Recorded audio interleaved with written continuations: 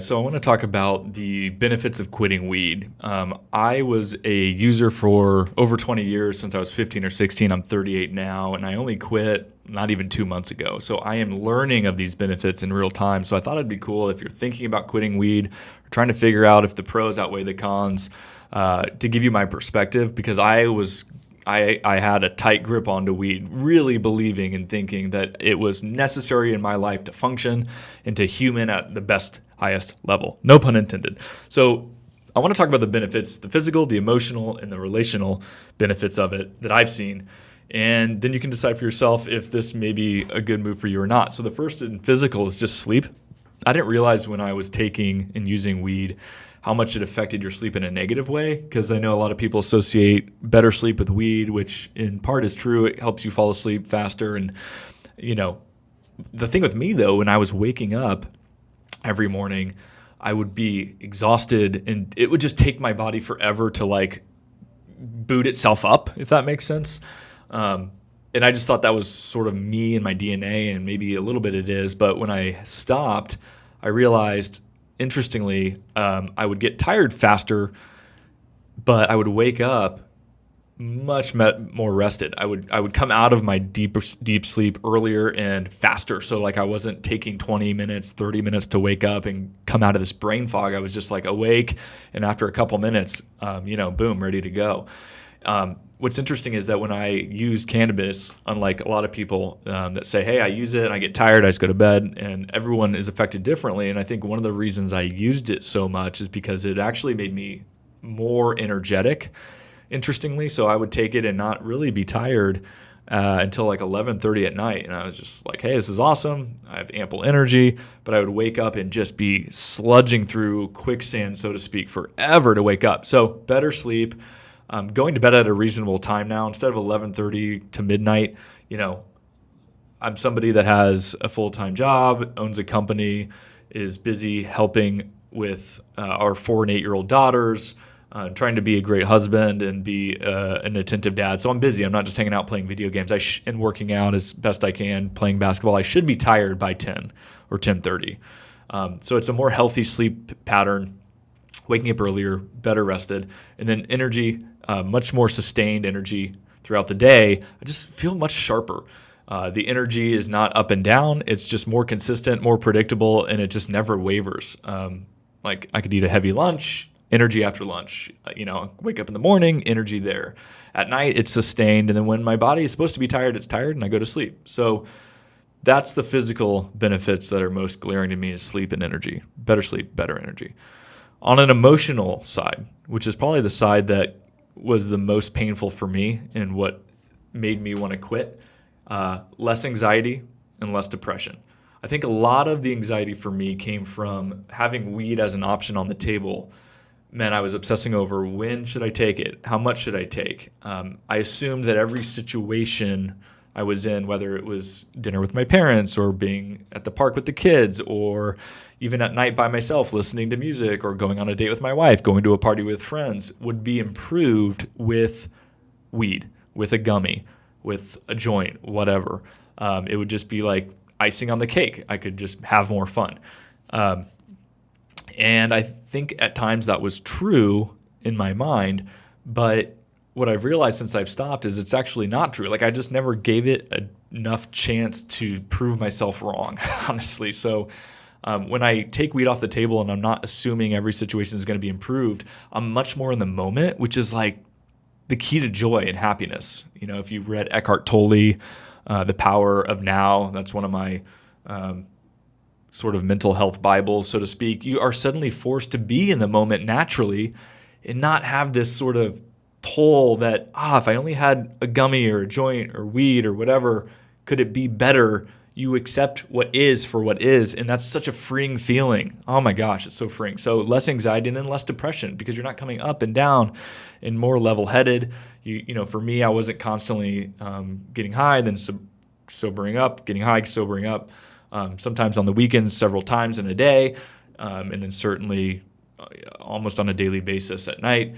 So you're much more level-headed. And then with memory, my short-term memory improved drastically. So the more I used, the more I realized memory was affected in really negative ways, short-term memory. Like I would be thinking of something exciting, whether I wanted to say something exciting or important or do something, and I would literally see that thought. A new thought would enter that is the thought of forgetting it. This is crazy. So I think something, I think about forgetting it, and I literally in my mind watch it disappear slowly. And then my new reality is, hey, I just realized I would forget what I'm thinking, and now I've forgotten it, and I legitimately don't know what I was just thinking. It's just sounds bonkers, right? It does not sound healthy. That's what was happening to me. And sometimes I'd be in a conversation with somebody or my wife even, and I would just think of something different and lose track of about what we were even talking about at times. Not healthy, not beneficial. That completely disappeared after a couple weeks of quitting. So again, it's been a little less than 2 months since I stopped cold turkey after 20 plus years of using. And my memory's back. Like that just doesn't happen. I'm much more focused, much more confident in how I'm speaking.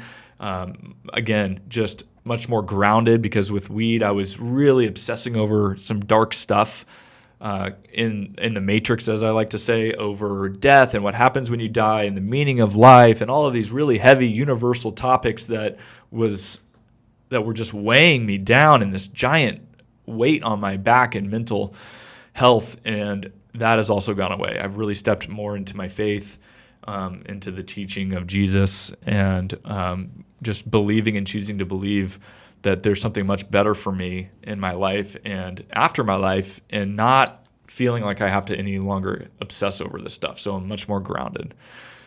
So kind of recapping: physical, better sleep, better energy; recapping emotional, less anxiety, less depression, more level-headed, better short-term memory, more confident, more grounded. And then relationally, especially with my wife, my girls, and then friends, I assumed that weed was necessary for me to really communicate well, to open up to the extent my wife wanted me to. I attributed a lot of that, especially recently with a recent ASD diagnosis for me, that was just how my brain works, and in some degree I think that's true. And I'm not trying to stereotype men or women, but most men don't innately share their feelings. They have to learn. That's a skill they learn versus women. But I assumed that I had to be high to really break open my heart. It was to share my inner world, my hopes and my fears and my struggles and my stresses. And I've realized that's not true. And I actually want to share those things more, because I see that when I have a healthy marriage and healthy relationship and better relationship with my daughters, like, again, that's an anti-anxiety, anti-depression medicine. It allows my wife, who wants to be and needs and deserves to be emotionally intimate with me and connected with me, to get that more. And that's certainly something I'm still working on. By no means am I perfect there. And so those deeper conversations can be had with much less effort is the key. And with that, you're just rediscovering your true self. So for me, I was wearing this mask for a long time with alcohol.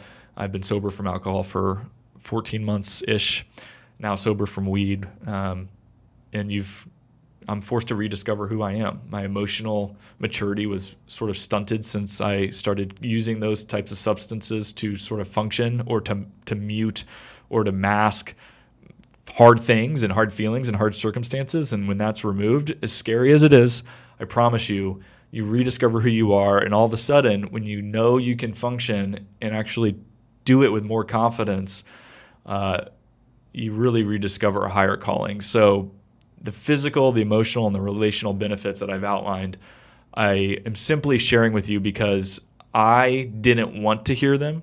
I didn't want to believe them, especially when you hear podcasts and, WebMD and all of that. Like, that's just doctor stuff. I needed to hear testimony from some people that have actually gone through it, really resisted quitting. And that's why I feel compelled to make these videos, to really just be honest about what's happening and how good of a decision it was, without shame or judgment of anyone in your circumstance. So I hope those benefits help you to understand the power of quitting weed, and so you can make that decision for yourself and maybe take a step in that direction. And as always, please comment with questions. I'm happy to share my experience and what it's done for me.